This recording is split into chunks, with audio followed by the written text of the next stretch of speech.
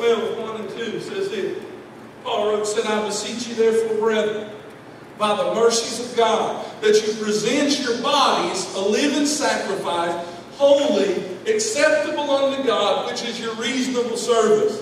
Be not conformed to this world, but be transformed by the renewing of your mind. See, when we're really serious about change, when we are really serious about the fact that God has granted us repentance, we see the situation God's way, we know what we need to do, then there comes a point in time when our bodies, still our flesh, wants to do the same old thing that it's always done, and the best thing that we can do at that point is crawl up on the altar and offer our body a living sacrifice.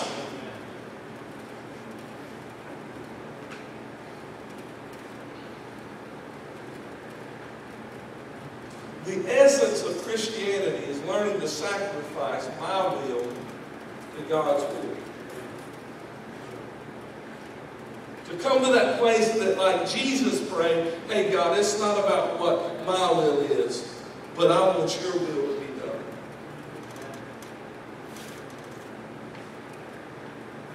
The fourth thing, if you're really serious about changing your life, there may be times that you face rejection. Proverbs 22 and 3 says, a prudent man foresees danger and takes precaution. Precaution deals with making some decisions to change before there is an apparent need to do so. Did you get that? Precaution is when we decide to make some changes in our life when it's really not evident that we need to do so.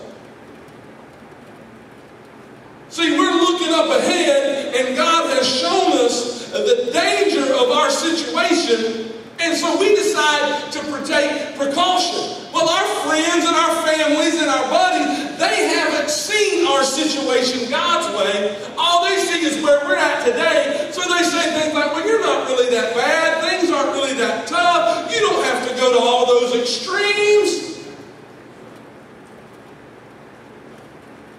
And some of your friends, family, they may reject it.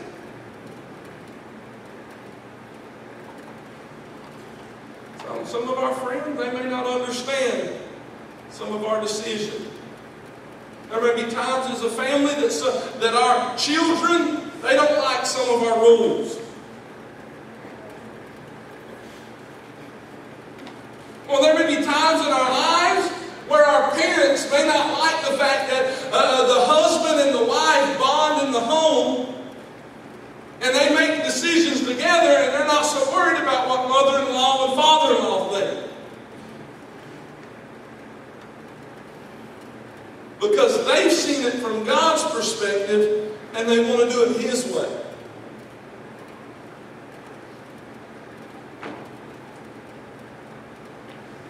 Hey, our families, they may be upset with the fact that we're spending on a budget.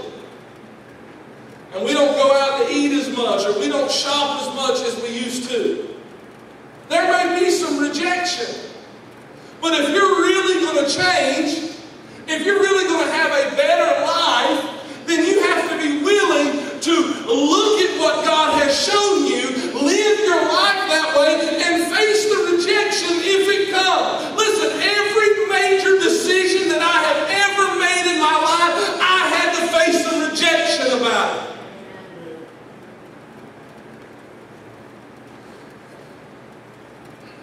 I was licensed in another church. Raised in that church my whole life. I decided one day that I was going to go to a different church and pursue a different way of ministry. Let me tell you something. The best friends that I had in my life were mad and would not hardly speak to me. And it hurt. But let me tell you something. When God grants you repentance about a situation and He gives you the direction that you need to go, let me tell you something. You may face some rejection, but at the end of the day, I don't want to hear what my friends have to say. I want to hear my God say one day, well done, thou good and faithful servant.